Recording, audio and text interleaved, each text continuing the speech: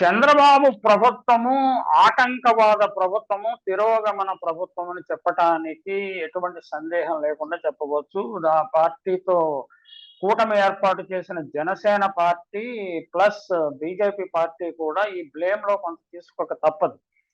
ప్రభుత్వ మెడికల్ కాలేజీలను రద్దు చేసి మొత్తం ఎడ్యుకేషన్ ప్రైవేటైజ్ చేయడానికి కుట్రపూరితంగా చంద్రబాబు ప్రయత్నిస్తున్నాడు. అందులో తన సామాజిక వర్గాన్ని మెరుగుపరచడం మేనేజ్ చేసుకోవటానికి ఆ మెడికల్ కాలేజీలు తమ వారికి, తమ అంతేవాసులకు, తమకు మద్దతుదారులకు ఇచ్చే అవకాశం ఉంది. ముందేదో ఎవరికో వేరే వాళ్ళకి ఇస్తాడు, తర్వాత వచ్చాయన్ని తన వాళ్ళకి ఇచ్చుకుంటాడు. అది ఆయన వ్యూహం. అలాగే మనం ఇక్కడ ఇంకో విషయాన్ని కూడా చెప్పాలి.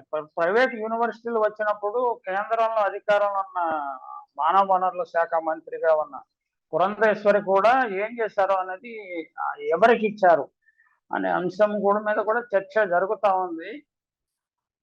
అయితే ఈ లోపుగా మన చంద్రబాబు నాయుడు గారు అధికారంలోకి వచ్చారు. మెడికల్ కాలేజీని రద్దు చేసేస్తానంటున్నాడు. సిబిఎస్ఈ, టోఫెల్, ఇంగ్లీష్ మీడియం రద్దు చేస్తానంటున్నాడు. పంటల బీమా రద్దు చేసేసాడు. రైతు భరోసా కేంద్రాలు రద్దు చేస్తానంటున్నాడు. రేషన్ డెలివరీ రద్దు చేసేసాడు. వాలంటీర్లను రద్దు చేశాడు. గ్రామ సచివాలయం సిబ్బందిని ఇతర శాఖలకు బదిలీ చేసేస్తున్నాడు. రివర్స్ టెండరింగ్ రద్దు. ఇవన్నీ మీద ప్రజల దృష్టి పడకుండా చేసేందుకు తిరుపతి లడ్డూలో ఏదో యానిమల్ ఫ్యాట్ కలిపారన్న ఒక కొత్త వివాదాన్ని, ఒక పుకారును లేవదీశాడు. అధికారంలో ఉండేవాడు, ముఖ్యమంత్రి హోదాలో ఉండే మనిషి, అలాంటి అనుమానం వస్తే వెంటనే సైలెంట్ గా ఆపరేట్ చేసి అటువంటి ఎవరు చేస్తున్నారో పట్టుకుని వారిని శిక్షించి ఇలాగ దేశాల కింద నిలబెట్టాల్సిన మనిషి ఏదో జరుగుతుందంట అని నాకు సమాచారం వచ్చింది అని వేగ్గా చెప్పడం అనేది బాధ్యత రాహిత్యానికి పరాకాష్ఠగా చెప్పచ్చు.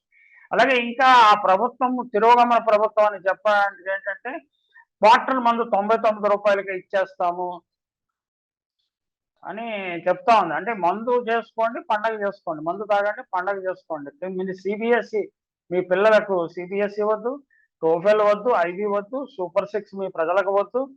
7 తెలంగాణలో కొత్తగా 8 మెడికల్ కాలేజీలు వస్తుంటే ఏపీలో ప్రారంభం కావాల్సిన 5 కొత్త మెడికల్ కాలేజీలో 4 లేవని నిర్ణయించడం చంద్రబాబు ఏ విధంగా సమంజసము?